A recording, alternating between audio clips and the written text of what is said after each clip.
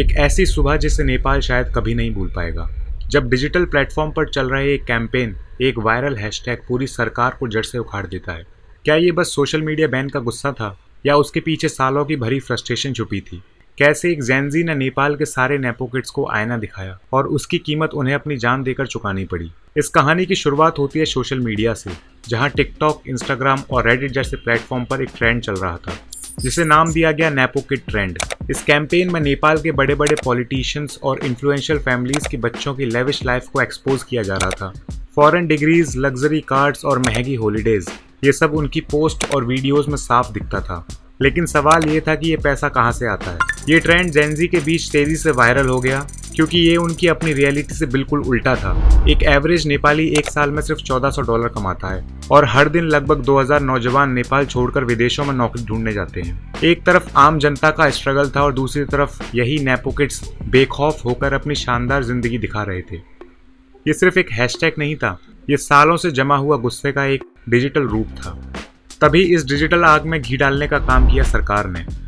सितंबर 4, 2025 को prime minister KP Sharma Oli की सरकार ने अचानक 26 बड़े सोशल मीडिया प्लेटफॉर्म पर बैन लगा दिया, जिसमें फेसबुक, इंस्टाग्राम, एक्स, व्हाट्सएप और यूट्यूब जैसे बड़े प्लेटफॉर्म शामिल थे। सरकार ने इसका रीज़न दिया कि ये कंपनीज देश के नए रेगुलेशंस रूल्स को फॉलो नहीं कर रही थी। लेकिन सच तो ये था कि ये सिर्फ एक बहाना था। असली मकसद जेनजी की आवाज़ को दबाना था जो करप्शन के खिलाफ उठ रही थी। इस बैन ने जो पहले से ही भरी हुई फ्रस्ट्रेशन थी उसे और भड़काया। अब तक की आवाज़ ऑनलाइन थी लेकिन अब उसने सड़कों का रूप ले लिया था। सितंबर 8, 2025 को काठमांडू के मिटिगर मंडल में हजारों की संख्या में जेनजी नौजवान इकट्ठे हुए।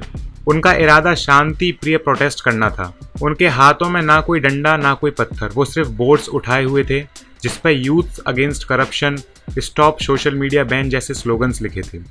कई स्टूडेंट्स तो स्कूल की यूनिफॉर्म में प्रोटेस्ट करने आए थे। लेकिन जैसे ही ये भीड़ पार्लियामेंट बिल्डिंग की तरफ बढ़ी, माहौल बदल गया। एक प्रोटेस्ट ऑर्गेनाइजर का कहना है कि शांति प्रिय प्रोटेस्ट को एक्सटर्नल फोर्सेस और पॉलिटिकल पार्टी के लोगों ने हाईजैक कर लिया।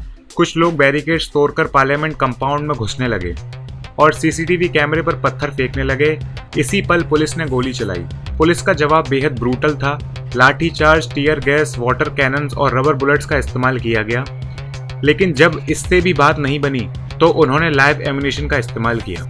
इस खूनी झपट के बाद देश पूरी तरह से क्योस में डूब गया। अलग अलग रिपोर्ट्स के मुताबिक 19 से 34 लोगों की मौत हो गई है और 300 से लेकर 1300 से भी ज्यादा लोग जख्मी हुए। सिविल्स हॉस्पिटल जैसी जगहों पर टीयर गैस फैल गया था जिससे डॉक्टर्स के लिए भी जख्मियों का इलाज करना मुश्किल हो गया। सितंबर 8 की रात सरकार ने सोशल मीडिया बैन हटा दिया, लेकिन तब तक बहुत देर हो चुकी थी। गुस्सा अब और भी बढ़ चुका था। सितंबर 9 को प्रोटेस्ट काठमांडू से लेकर पोखरा, विराटनगर और देश के अलग अलग शहरों में फैल गया। प्रोटेस्टर्स का निशाना अब सिर्फ सोशल मीडिया बैन नहीं था, बल्कि पूरा पॉलिटिकल एस्टेब्लिशमेंट था। उनका गुस्सा इतना था कि उन्होंने पार्लियामेंट बिल्डिंग, सुप्रीम कोर्ट और प्राइम मिनिस्टर के रेसिडेंस को आग लगा दी। सीनियर पॉलिटिशियंस के घरों पर हमले हुए। फाइनेंस मिनिस्टर विष्णु पॉलदेव को सड़क पर दौड़ाया गया और उन पर हमले किए गए। फॉर्मर पीएम शेर बहादुर दौबा के घर पर पत्थरबाजी हुई। ये हिंसा सिर्फ पार्टी तक सीमित नहीं थी, ये उस पूरे सिस्टम के खिलाफ थी जो उन्हें बेकार और करप्ट लगता था। जब सरकार ने देखा कि उनका कंट्रोल पूरी तरह से जा चुका है, तब सितंबर 9, 2025 को prime minister KP Sharma Oli ने अपने पद से इस्तीफा दे दिया। उनका इस्तीफा एक संवैधानिक हल निकालने के लिए दिया गया, लेकिन असल में ये पब्लिक के गुस्से के सामने एक मजबूरी थी।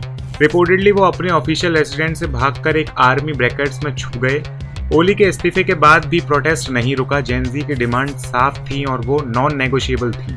उन्हें सिर्फ सोशल मीडिया वापस नहीं चाहिए था, उन्हें पॉलिटिकल सिस्टम में बड़ा बदलाव चाहिए था। उनकी डिमांड्स में शामिल था पार्लियामेंट को डिसॉल्व किया जाए, सभी लॉ मेकर्स इस्तीफा दें, पुलिस फायरिंग का आदेश देने वाले ऑफिशियल्स को सस्पेंड किया जाए, नए इलेक्शंस करवाए जाएं। लेकिन इस मूवमेंट का कोई ऑफिशियल लीडर नहीं था। तो फिर ये लोग किसे सपोर्ट कर रहे थे? वो उन नए चेहरों को सपोर्ट कर रहे थे जो पुराने पॉलिटिक्स से अलग थे, जैसे कि former chief justice Sushila Karki, wrapper से काठमांडू के मेयर बने बलेंद्र शाह और फॉर्मर टेलीविजन जर्नलिस्ट रवि लम्बिचने। ये लोग देश को पुराने करप्ट नेताओं के हाथों से छुड़ाकर एक नया रास्ता बनाना चाहते थे। फिलहाल नेपाल में पूरी तरह से पॉलिटिकल वैक्यूम है। आर्मी को डिप्लॉय किया गया है और कर्फ्यू भी लगा हुआ है। पीएम ओली अब केयरटेकर गवर्नमेंट चला रहे हैं, लेकिन उनकी लेजिटिमेसी जा चुकी है। बहुत से लोग इस चिंता के दौर में एक पुराने सवाल को उठा रहे हैं, क्या देश वापस मोनार्की की तरफ जा रहा है? मैं आपको बता दूं कि नेपाल 2008 से पहले एक मोनार्की देश था, मतलब इसे वहां के राजा चलाते थे। 2008 के बाद मोनार्की सिस्टम को एबॉलिश कर दिया और इलेक्शन कंडक्ट करवाए गए। कुछ लोग तो अब भी पुराने राजा ज्ञानेंद्र शाह की वापसी चाहते हैं, क्योंकि उन्हें इस डेमोक्रेसी से कोई उम्मीद नहीं है। एक सोशल मीडिया हैशटैग से शुरू हुई आग जिसमें पूरी सरकार जल गई। ये जेनजी की कहानी है जो सिर्फ सोशल मीडिया पर नहीं, असली जिंदगी में भी रेवोल्यूशन लाना जानती है।